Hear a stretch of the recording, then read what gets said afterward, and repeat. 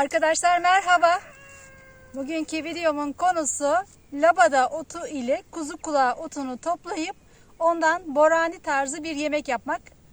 2-3 aydır bu yemeği çekiyordu canım. Nihayet şu gördüğümüz tarlada otlar yeni çıkmaya başladığı için ben de bu otu seneye kalmadan bu yıl yeme fırsatım olacak.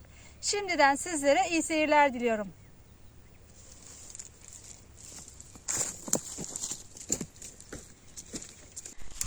Bu gördüğümüz tarlada labada otlarımız fazla. Kuzu kulağı yok yalnız. Kuzu kulağı genelde böyle taraçaların eteklerinde veya ormanın içinde var.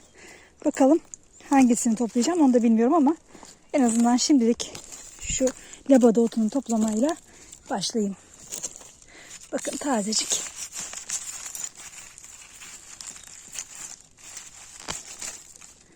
Buraya çok fazla tohumları yayıldığı için labada otumuz böyle. Otlarımız arkadaşlar bugünlerde böyle üzerleri özellikle polenlerden dolayı, çam polenlerinden dolayı böyle lekelendi. Hepsi her yer. Onun için böyle kötü görünüyorlar. Fakat tazeler. Hatta şu sürgün kısımlarını da yine kullanabilirim. Yapraklarından toplayabilirim. Artık hangisi denk gelirse ama ot sıkıntısı yok. Bol bol otlarımız var. Şöyle sepetim dolacak kadar. Yine bu tarlamız sürülecek. Yani şu topladığım otların hepsi de gidecek. Fakat bunların kökleri olduğu için o köklerden yine aslında yaz boyunca da çıkmaya devam ediyorlar. Bakalım. Biraz daha ilerleyelim.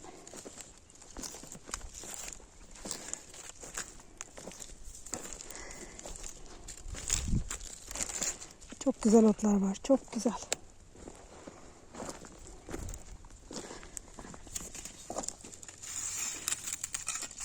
Sabahın erken saatlerinde de geliyorum buraya ot toplamaya, çiçekleri seyretmeye.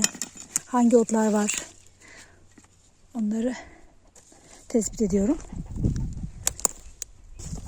Bakın burada sütlüce otlarımız o kadar çok ki. Hem mavi hindiba otlarımız var. Bakın bazı mavi hindiba otları böyle oldu. Bir kısmı da böyle yeni çıkmaya başladılar. Şu gördüğümüz örnek mesela çok taze bir örnek. Şu yapraklarını görüyorsunuz. Bakın bunlar mavi hindiba acımık yani. Bu da turpot arkadaşlar. Turpotları yeni çıkmaya başladılar hatta. Çok ilginç. Bu mevsim onları çok aldattı.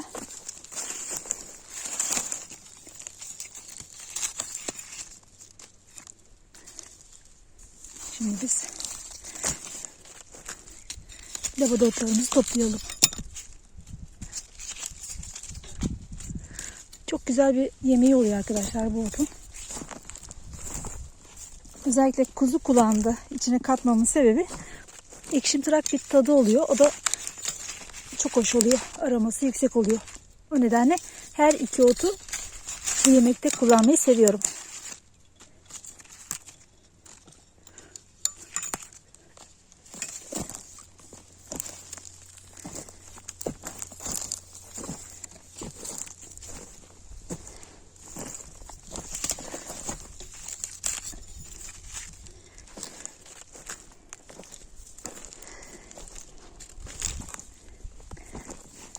Labada rumex türlerindendir. Kuzu kulağı da aynı familyadan bir bitkidir. Labada acı değildir ama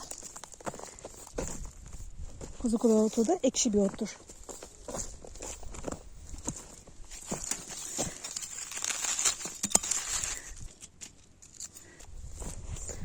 Evet, burası biraz su tutan bir bölüm. Bakın buradaki otlar biraz daha cansız. Tohumlar da az dökülmüş. Ben yine şu kıyı kısımlara gideceğim. O taraftaki otlar sanki daha güzelmiş gibi.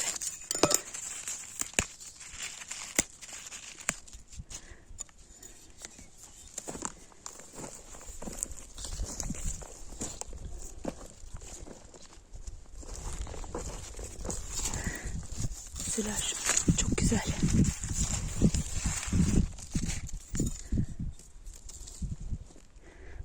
Kaz Dağları böyle duman içinde. Yoksa çok net görünür buradan Kaz Dağları.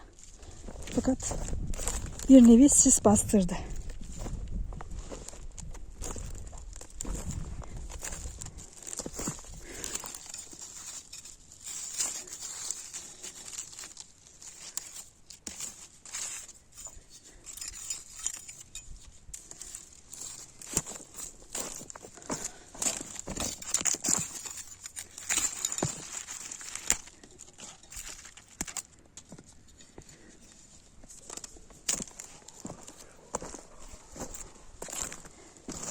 O kadar çok ot var ki arkadaşlar. Kaynıyor her taraf. Kaynıyor resmen.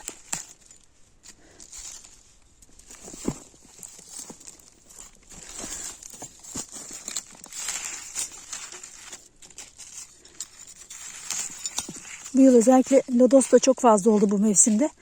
Doğal olarak bütün polenler bizim bulunduğumuz yere geldi. Daha fazla etkiledi.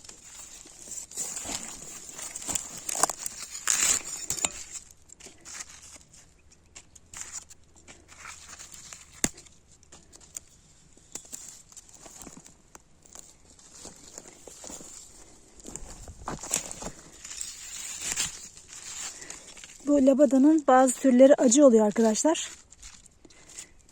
O acılığından dolayı yenemeyebiliyor. Ama benim bulunduğum yerdeki labada otları, ki bununla ilgili pek çok video paylaştım sizinle, tadı çok güzel.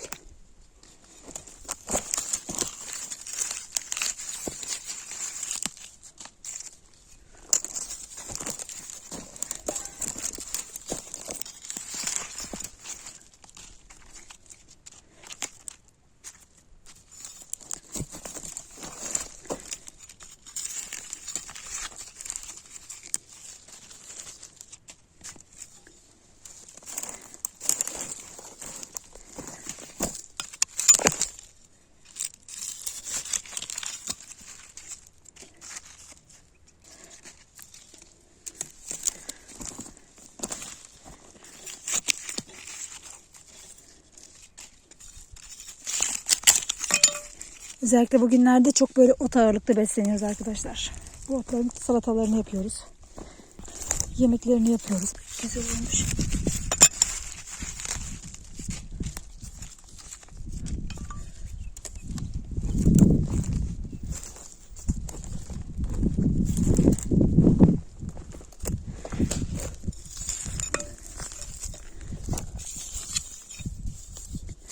Bu yıl pek göremediğim arkadaşlar, bakın, iğnelik otu yeni çıkmaya başlamış. Bu ot şimdiye kadar çoktan büyüdü. Ama kanalımda tanıttığım bir videom mevcut. Beyaz çiçekli olan iğnelik otudur.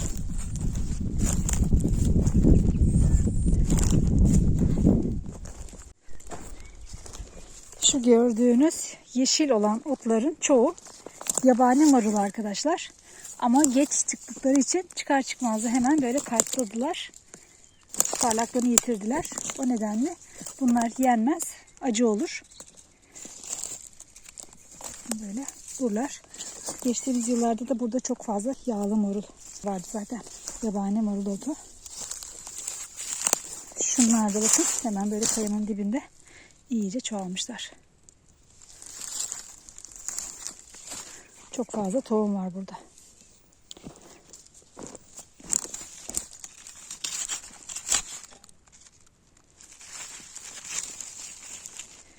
Şöyle bir ot.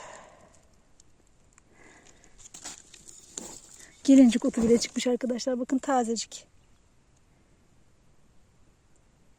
Tazecik.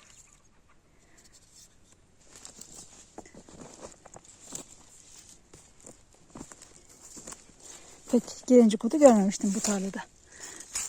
Hepsi çiçekte ama bu yeni çıkmış.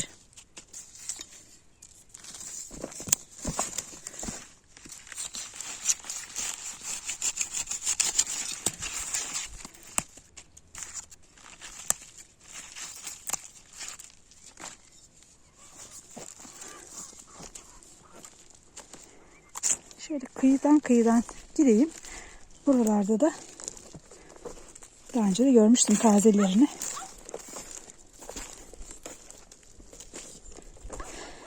Şöyle şunları alayım.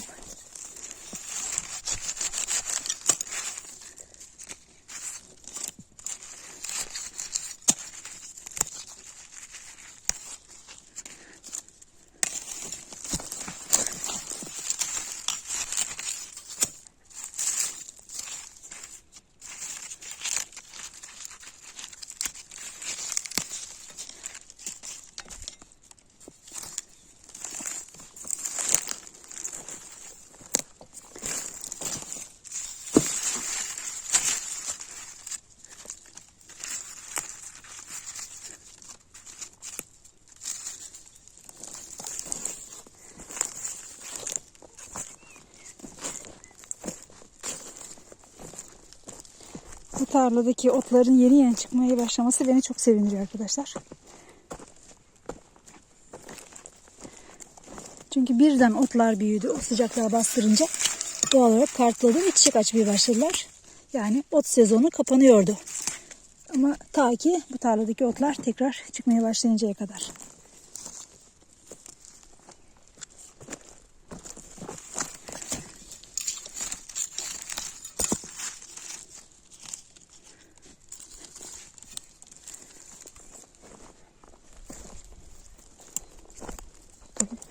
Şu arada da bir taze olabilirler diye bir kontrol edeyim.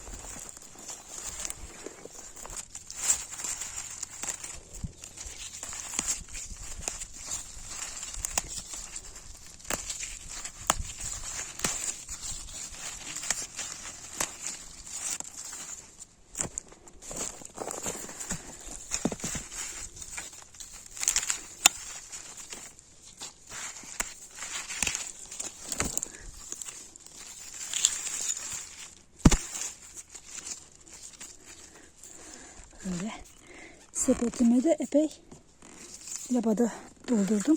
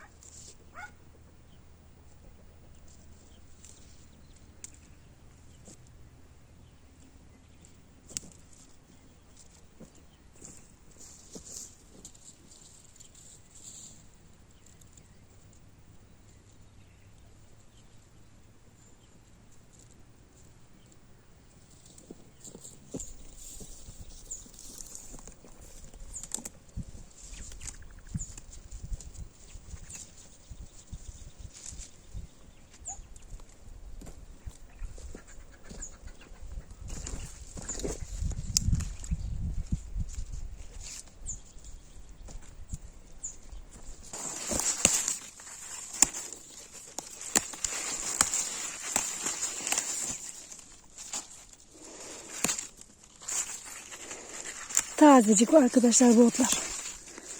Çıtır çıtır böyle. Şu filizlerinden de biraz alayım. Onlar da etli olduğu için daha lezzetli olur.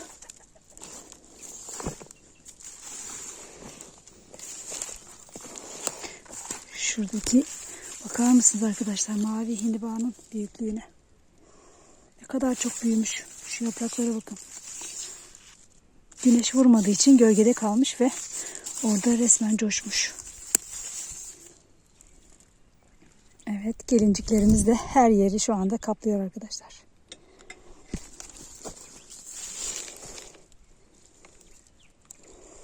Evet, şimdi labadaları topladım. Geldim kuzu kulağı olan yerleri arkadaşlar. Bu taraçanın eteklerinde çok fazla kuzu kulağı var. Tabii kuzu kulakları büyüdü. Ben yalnızca şu yapraklarından toplayacağım. Labada kadar toplamama gerek yok. Bakın şöyle.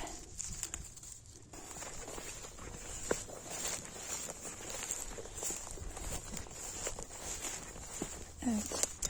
Şurada yine var. Şöyle büyüdükleri için artık sürgünlerini, filizlerini, yapraklarını alıyorum.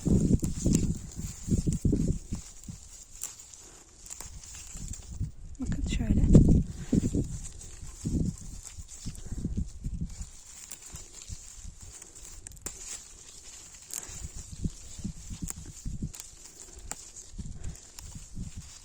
Çamların polenleri bunları bile kirletmiş arkadaşlar. Bakın üzerindeki lekelere.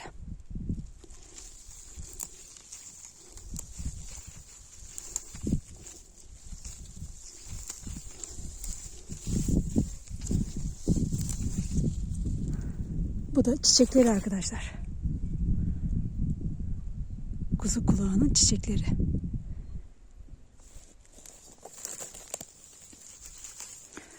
Bunların tohumları dökülüyor. Yan yana hepsi her yeri kaplıyor. Bu taraçada çok fazla tohumları yayıldığı için burada daha fazla kuzu kulağı var. Bir de ormanda var arkadaşlar.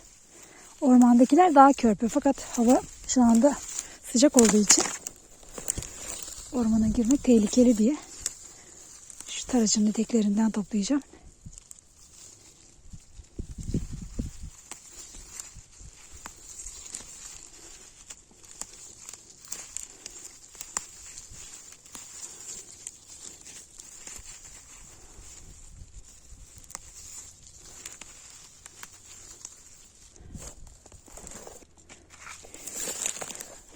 Şu da benim geçen yıl diktiğim incir ağacı arkadaşlar. Bu da büyüyor burada. Sessiz sedasız.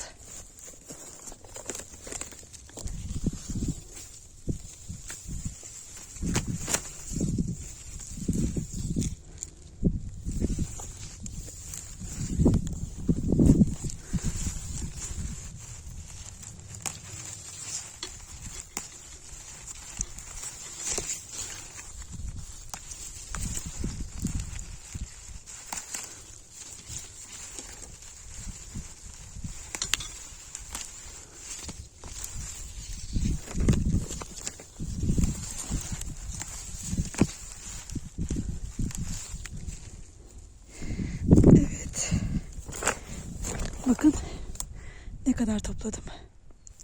Bu kadar daha toplarsam sanırım yeter.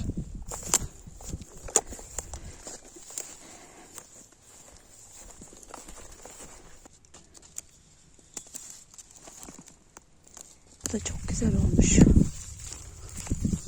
Bayıldım buna. Tazecik sürgünleri var.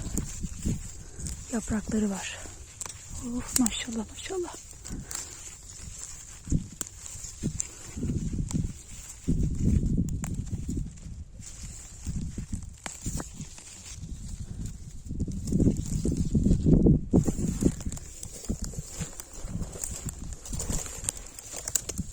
Yine bu sıraya narları ektim arkadaşlar. Tohumdan yetiştirdim. Çekirdeğinden. Nar çekirdeği.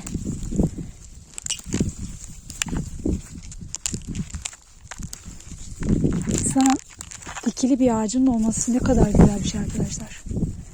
En çok da onun için seviniyorum, mutlu oluyorum. insana ayrı bir huzur, mutluluk veriyor. Bakın burada da var bir tane. Bunlar böyle küçükmüş gibi görünüyor ama öyle büyümeye başlayınca da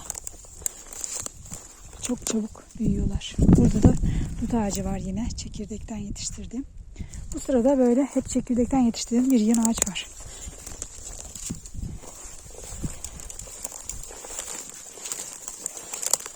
Evet.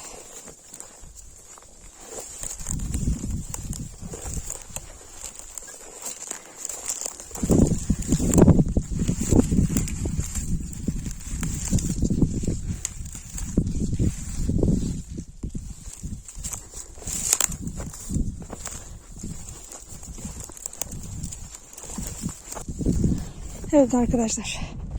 Yine şöyle göstereyim. Kuzu kulağı otunu da toplamış olduk. Artık labada otlu kuzu kulağı yemeğini yapabileceğim.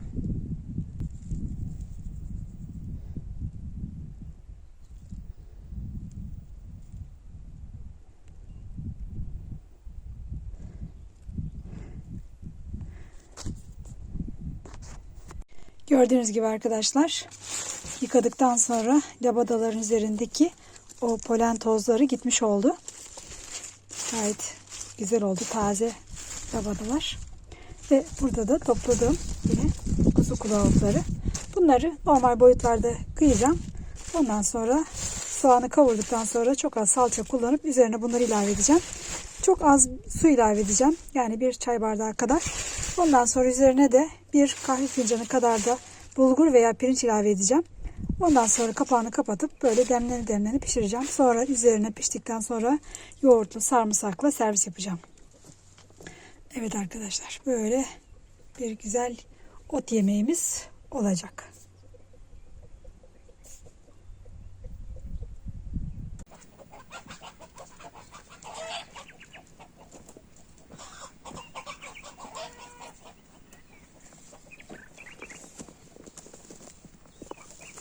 Evet arkadaşlar, ben otlarımı topladım. Bundan çok güzel böyle pirinçli veya bulgurlu yemeğini yapacağım. Başka videoda görüşmek üzere.